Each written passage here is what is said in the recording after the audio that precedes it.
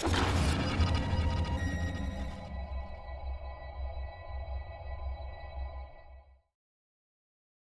you action figure enthusiasts out there. JC here, and welcome to another TNI news video. Now, this is going to be a little bit different than my normal videos. I'm going to be focusing on two specific stories and then sharing my thoughts about it and how it's, in my opinion, going to affect the overall hobby of action figure collecting.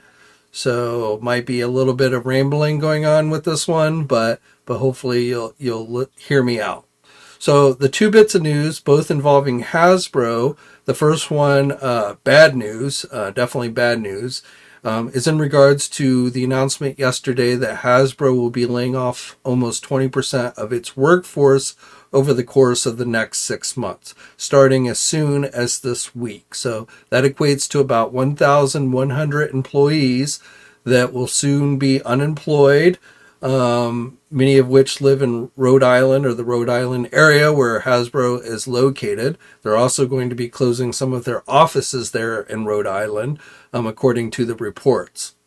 Now, there's a number of reasons why this is. The main reason cited in the news reporting is slumping toy sales, which I don't think is a shock to anybody. Everything from rising costs all across the board, everywhere you go, whether it's the grocery store or the toy aisle. Yeah. So, our dollars as the consumer are getting more and more stretched. And obviously that's having an impact on sales for a company like Hasbro. But I think there's another element to this, which involves where the direction Hasbro seems to be moving. And this is some speculation on my part, but honestly, Hasbro has been fairly clear about this. If you listen to, any of their financial reporting over the last year or so, every quarter they the CEO comes out and makes a speech and for Wall Street and things like that. And if you've listened to that stuff, Hasbro's been pretty clear that they are moving more and more into a direction where they're moving away from the traditional toy manufacturing and focusing more on licensing out the brands that they own to other companies to let them make the product. And we've seen this already, which will bring me to my second bit of news today in regards to Hasbro and McFarlane Toys, which McFarlane Toys just announced in a press release today that they have signed a multi-license deal with Hasbro where they will be producing, starting out with their 3-inch DC Page Puncher figures, which if you haven't seen those, again, tiny figures about 3 inches tall, usually done as 2-packs that come with a comic book. We got some inclination of this back during Toy Fair where word came out that we were going to be getting G.I. Joe and Transformer-based page punchers from McFarlane Toys. We've even seen a mock-up of one of those sets from Toy Fair leak out. So, we kind of had an indication that this was coming. And again, McFarlane's not the only company that Hasbro has been licensing their brands out to. Super 7 is a big one with Ultimate, 7-inch Ultimates, reaction figures, Transformers, G.I. Joe, Power Rangers. Mezco has been doing 112 Collective, G.I. Joe, and Power Ranger figures. 3-0 has been doing Transformers and G.I. Joe figures, and the 1/6 scale. Hyatt Toys is doing G.I. Joe figures. So a lot of different companies these days are doing toy products based on Hasbro brands. Now, this does not include things like Marvel and Star Wars, because Hasbro does not own those licenses. So let's be clear, like this announcement with McFarlane has nothing to do with Marvel Legends because Hasbro does not own the Marvel license. Disney does.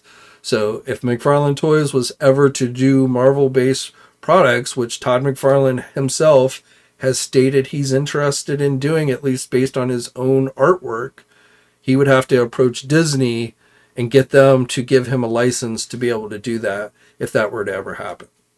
But right now, McFarlane and Hasbro are working together. McFarlane is paying Hasbro basically to be able to make products on licenses like Power Rangers, G.I. Joe, Transformers, and Dungeons and Dragons. So, and again, starting out with the 3-inch page punchers, Though I wouldn't be surprised because McFarlane does do 7-inch scale figures with the page puncher stuff. We've seen that with DC.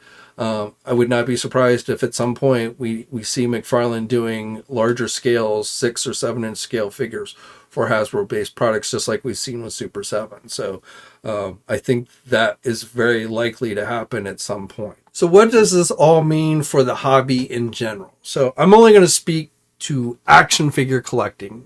One thing we have to keep in mind with all of this, especially when talking about a large company like Hasbro, is Hasbro makes more than just action figures, okay? They have, in fact, most of their money these days comes from gaming stuff. They own Wizards of the Coast. They own Dungeons and Dragons. And so, like I say, a large portion of Hasbro's money is made off of that. Plus, they still make plenty of other products, some geared for younger kids. They have board games, all that stuff. So all of that goes into Hasbro sales numbers, but I'm only going to be focusing primarily on action figures because that's what I know best. So what does this mean for this hobby of action figure collecting? Well, we've already started to see it. The downside to all of this is higher prices, especially as these smaller companies start taking on these licenses and they're making it for the adult collector only, not trying to make it for both kids and the adult collector. That means they're making smaller production runs. That means the factories are charging more. That means we get, $50, $60, $70 action figures, unfortunately. Hasbro themselves, the prices have gone up $25, $30. Same thing with McFarlane. You're seeing McFarlane prices go up as well, $25, $30. McFarlane has created a new subset for their DC Multiverse, the collector edition figures that cost $30 each, those have minimal accessories. Some people will say the quality of those are better, and I'm not going to get into that debate, but to me, they're very similar products and very similar prices. But as we get into these even smaller companies, the prices go up even more. So, downside here is, across the board, we are seeing prices go up everywhere. And as I've said this before, prices only go up on these things. They don't go down. I don't expect, the highly articulated action figure prices to ever go down, back to 20 or less. Anyone saying that, I think it's just wishful thinking. Would more people buy a $20 figure than a $25 or $30 figure? Of course. But I just don't think it's practical. It's like saying, looking at comic books and saying, well, if comic book companies, if Marvel and DC Comics were only 25 cents like they were back in the 80s and 90s, or even $1, more people would buy comics. More kids would get back into buying comics and stuff. And while that's true, what you're failing to realize is that these companies can no longer generate a profit selling their comics at only $1 an issue. And it's the same thing with toys. So again, while it'd be great if prices could go down, the only way prices go down on this stuff is if the quality starts to significantly drop, which we do see, or we see companies like Hasbro with like Marvel and Star Wars, which again is a license they don't own. But, Disney requires, if you're going to have the Marvel license or if you're going to have the Star Wars license, you've got to have your products on the big retailer shelves like Walmart and Target. And if you can make cheap stuff, a $10 figure as opposed to a $20, $30 figure, Walmart and Target are going to be more likely to carry it. So that's where you get the Epic Heroes or the Titan series, minimal articulation, minimal paint apps. Not something in general, unless you're just collecting for nostalgia, is going to appeal to an adult collector. So, but those are made for the kids to try and keep those products on the shelves at Walmart and Target. Marvel Legends for a very long time was a line and it was hugely successful because it was a line that did still manage to not only entice the adult collector, but also the younger kids and the parents. But as again, the prices have gone up on those figures, less and less kids are buying them. It doesn't help that the Marvel movies and stuff have not been, performing as well, but that's a whole different issue that I'm not going to get into today. But again, the downside here to a lot of this is smaller companies are producing more and more figures. the prices are going up. The upside here is it has become a much more level playing field, allowing the smaller independent guy to get more of a foothold. Because while if you're going to try and go after a Marvel or Star Wars license, you have to have that presence in Target and Walmart. If you're just doing your own independent action figure line, you don't necessarily need to have that presence in Walmart and Target. That's not to say you might not try and get in there. And we have seen companies like, Valaverse announcing that, they're trying to get in at Walmart and things like that.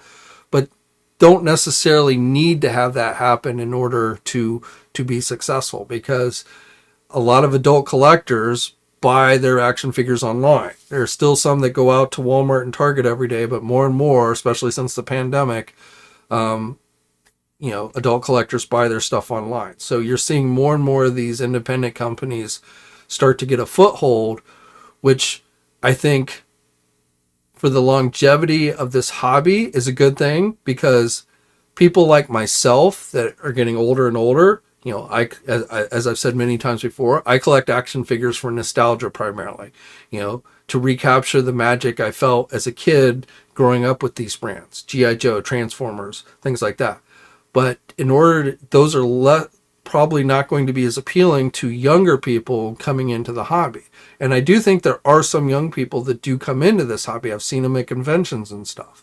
And I'm not saying, Marvel and stuff, especially with the MCU movies and stuff, has certainly, been able to bring in younger audiences and stuff. But people like myself who are buying stuff primarily based on the stuff I grew up with as a kid, eventually, unfortunately sooner rather than later, I'm going to age out, and people like me are going to age out. And so, we're going to get to a point where people aren't interested in G.I. Joe anymore, because the people who grew up watching G.I. Joe as a kid are going to be too old, or be dead. I mean, that's the inevitable outcome of aging out. And so we're not going to be interested, there's not going to be that much interest in something like G.I. Joe. We've already seen that. If you look at the older G.I. Joe, the 12-inch G.I. Joe, people who bought G.I. Joe in the 60s and stuff as a kid, those people are definitely starting to age out of the hobby, and you're seeing a decline in interest in anything, based on the, and I'm primarily talking about the secondary markets with that kind of thing, but seeing a lot less interest in that type of thing. But eventually it's going to happen with Transformers. It's going to happen with G.I. Joe. It's going to probably happen with Star Wars, even though, again, we still have entertainment properties that are still bringing in newer people to those brands. But eventually I think you're going to see age out. So if we can start to get an influx of independent guys, the Four Horsemen and things like that, doing their own thing and developing a fan base for that, I think that will be better for the overall longevity of this hobby. It will never be, the Four Horsemen will never be Hasbro. They're never going to get to, be a large corporation, toy corporation like Hasbro. And remember, I know it's hard, but Hasbro didn't start out as a large toy corporation. None of these guys did. They all started out small and they grew big.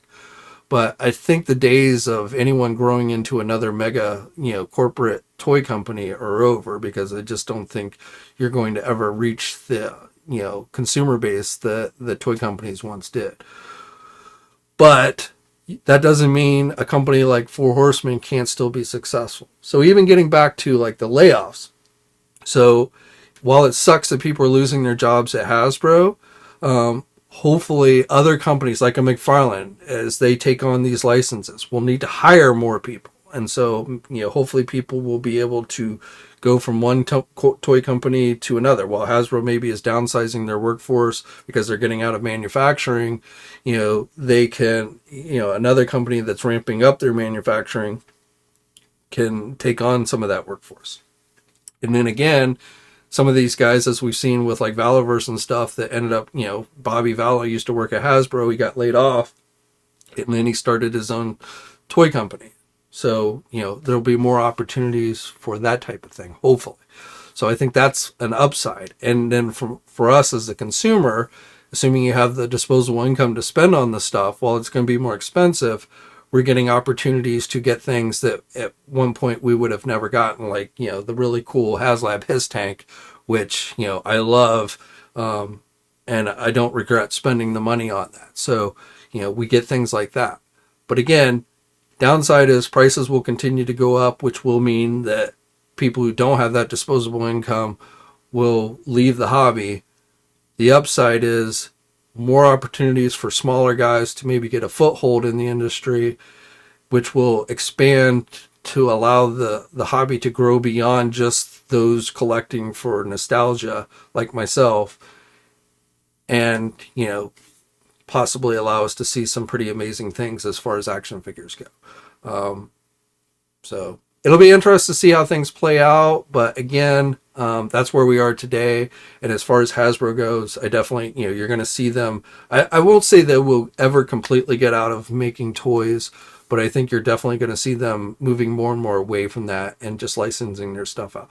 Big question I have, going back to like Marvel and DC, at some point, and I don't know exactly how long the current license agreement between Disney and Hasbro is for Star Wars and Marvel, off the top of my head. I think they just recently renewed both those licenses, so probably at least have a couple more years. But eventually it's going to come to a point where either Hasbro is going to have to renew those licenses, or Disney will make them available so someone else can try and take them on and do that stuff. And so a big question to me is, if Hasbro is truly moving away from manufacturing, will they even try and go after Marvel and Star Wars again, or will they just say, let somebody else do it, because we're no longer interested in doing it? And then, of course, the question is, who would take over for Marvel? Who would take over for Star Wars? I definitely think McFarlane would love to take on Marvel, Star Wars too, probably. I do see a conflict with McFarlane currently having the DC license. I think Warner Brothers and Disney have basically not wanted the same toy company producing both Marvel and DC stuff at the same time. Maybe that would change. I don't know. But, it'll be interesting to see. But, like I said, that's probably a couple years down the road. But again, that's pretty much where we are as I see it. But I'd love to hear your own thoughts about everything I've just talked about here today down in the comments section below.